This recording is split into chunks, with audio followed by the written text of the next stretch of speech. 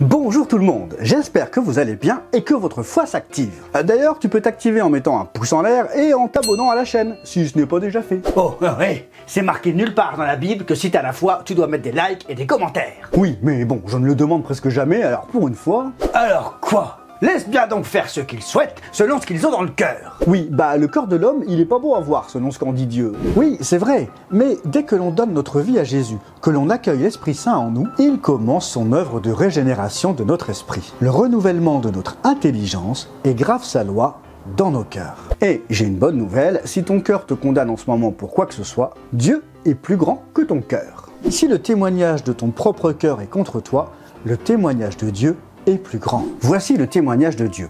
Mon fils a payé, c'est fini. Ta dette est réglée. Ma dette?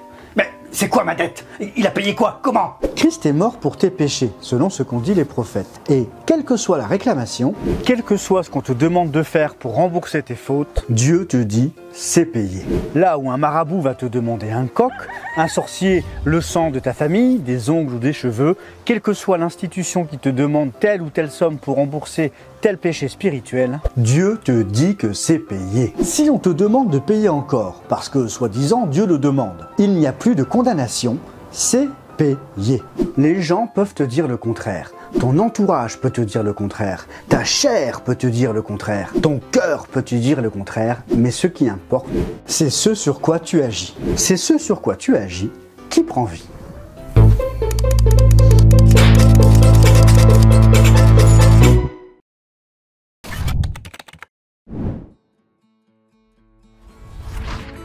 Alors, c'est bien gentil de me dire que je suis libre, que je vis en paix, que toute ma dette spirituelle est payée, mais je ne sens rien. On s'en fout. Je ne vois rien. On s'en fout. Comment tu sais que c'est payé? Il est écrit. Rappelle-toi le courrier qui atteste que tu as bien le canapé. Ah, ça y est, te revoilà avec ton canapé. Voir l'épisode La nourriture de Jésus pour comprendre la référence. Quand t'es endetté, t'as pas l'esprit tranquille, t'es pas vraiment en paix. Et comme t'as une dette qui court, tu peux te sentir coupable de devoir quelque chose à quelqu'un. Oui, enfin, c'est pas le cas de tout le monde. Et si quelqu'un a payé la dette à ta place, tu n'as plus aucune raison de culpabiliser. Il a payé, tu ne dois plus rien. Si tu as reconnu ton péché, que tu as donné ta vie à Jésus, je t'annonce que ta dette est payée. Tu es libre de toute entité qui ferait une réclamation sur toi. Dieu t'a placé en Christ. Tu es assis sur son trône, à la droite du Père. Tu es en Christ. Christ est en toi. Si n'importe qui s'oppose au prix payé par Jésus, il ne s'oppose pas à toi, à Dieu lui-même. Si on te réclame ta vie parce que tes parents t'ont consacré et qu'ils ont une dette, Jésus a payé. Si tu as fait des choses spirituelles, des pactes, et qu'il y a une réclamation sur ta vie ou celle de tes enfants, Jésus a payé. Lève ta facture, chante-la, agis dessus. La puissance de Dieu, les anges de Dieu vont en démontrer la véracité. Si quelqu'un te présente une nouvelle facture ou te dit qu'il y a encore quelque chose à payer, que tu dois donner des sous pour construire un hôtel à je ne sais qui, je ne sais où, écoute-moi bien, on te ment. Essayer de devenir juste, c'est nier que tu es juste. essayer de devenir saint, C'est nier que tu es saint. essayer de te libérer, C'est nier que tu es libre. Si tu fais ça, c'est que ton combat, ton énergie n'est pas au bon endroit. Romains 10, versets 1 et 2. Chers amis, je souhaite de tout cœur que mes frères israélites parviennent au salut et je le demande instamment à Dieu. Car je sais par expérience qu'ils ont une véritable passion pour Dieu. Ils sont passionnés pour Dieu. Et je suis témoin de leur zèle ardent pour sa cause. Ils sont zélés pour lui. Leur passion n'est malheureusement pas fondée sur une vraie connaissance de Dieu. Leur zèle est mal éclairé. Paul dit que ses frères israélites sont passionnés pour Dieu. Ils font plein de choses, ils sont pleins d'audace, mais leur énergie est au mauvais endroit. oui, moi je suis prêt à tout pour Dieu. je fais plein de trucs, j'arrête pas une minute, comme ça Dieu, il va m'accepter au paradis. Et c'est beau, c'est bien, mais c'est vraiment dommage que toute cette énergie déployée soit déployée au mauvais endroit. Ils passent à côté de l'essentiel. Romains 10, 3, parce qu'ils n'arrivent pas à comprendre. Ils n'arrivent pas à comprendre. À comprendre quoi? Que c'est Dieu qui nous déclare juste en nous attribuant sa justice. Sa justice, son Fils. C'est Dieu qui nous déclare libres en nous attribuant sa délivrance. C'est Dieu qui nous déclare saints en nous attribuant sa sainteté. Et c'est là le problème de beaucoup. Le piège dans lequel nous pouvons si facilement tomber.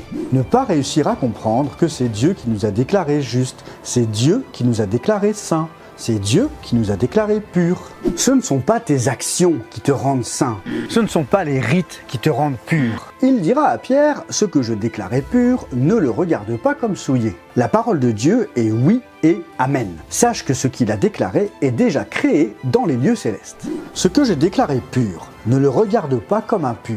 Ce que j'ai déclaré saint, ne le regarde pas comme pécheur. Ce que j'ai déclaré juste, ne le regarde pas comme coupable. Ok, je suis pur, mais je ne le vois pas encore. Tu ne la vois pas, mais spirituellement, la pureté est là. Pourtant, ces personnes qui s'activent avec zèle cherchent à être justifiées par leurs propres moyens, restaurées par leurs propres moyens, à être guéries par leurs propres moyens, à être libérées par leurs propres moyens. Ils ne se soumettent donc pas à la justice offerte par Dieu. Acte 10-15. Et pour la seconde fois, la voix se fit encore entendre à lui. Ce que Dieu a déclaré pur, ne le regarde pas comme souillé. Ce que Dieu a déclaré juste, ne le regarde pas comme coupable. Ce que Dieu a déclaré saint, ne le regarde pas comme pécheur. Ce que Dieu a déclaré libre, ne le regarde pas comme étant enchaîné. Notre foi est basée, nos actions sont basées sur sa déclaration. Mais une déclaration, c'est invisible. Comment on sait? Il est écrit. Mais comment on peut regarder aux choses invisibles? Retournons dans la Genèse. Adam et Ève ont mangé du fruit de l'arbre de la connaissance du bien et du mal. Genèse 3:7. Leurs yeux à tous les deux s'ouvrirent, et ils prirent conscience qu'ils étaient nus. Pourtant, un peu avant, dans Genèse 3:6, la femme vit que l'arbre était bon à manger. Vit. La femme vit. Mais comment pouvait-elle voir alors qu'elle avait les yeux encore fermés? Puisqu'ils se sont ouverts juste après avoir mangé. Et comment tu peux voir que quelque chose est précieux pour l'intelligence? Elle n'a pas vu par les yeux, elle a vu par les oreilles. Quoi? Mais c'est n'importe quoi ton truc. Qu'est-ce que tu veux dire? On a des yeux dans les oreilles? La femme regardait en fonction de ce que Dieu lui disait. Dieu a dit dans Genèse 2:9 que tous les arbres du jardin étaient agréables à la vue et bons à manger. Ça veut dire que Dieu nous appelle à voir et à regarder en fonction de ce que lui a déclaré. Lorsque Dieu déclare, il me donne l'occasion de voir. Mais c'est seulement quand j'agis sur ce qu'il a déclaré qu'une puissance est libérée pour que ce qui est invisible devienne visible. Nous ne sommes pas appelés à guérir ou à délivrer les gens par nos propres moyens. Nous sommes appelés à rendre visible la guérison en Jésus-Christ. Nous sommes appelés à rendre visible la délivrance par Jésus-Christ. Tout a été pourvu en Jésus-Christ et c'est en agissant sur ce qu'il a déclaré que ce qui est invisible sera rendu visible. Je vous encourage à aller dans les Écritures, à chercher ce que Dieu a déclaré sur Christ et à agir sur cela. Tu es pur d'après la déclaration de Dieu. Tu es sanctifié d'après la déclaration de Dieu. Tu es libre d'après la déclaration de Dieu.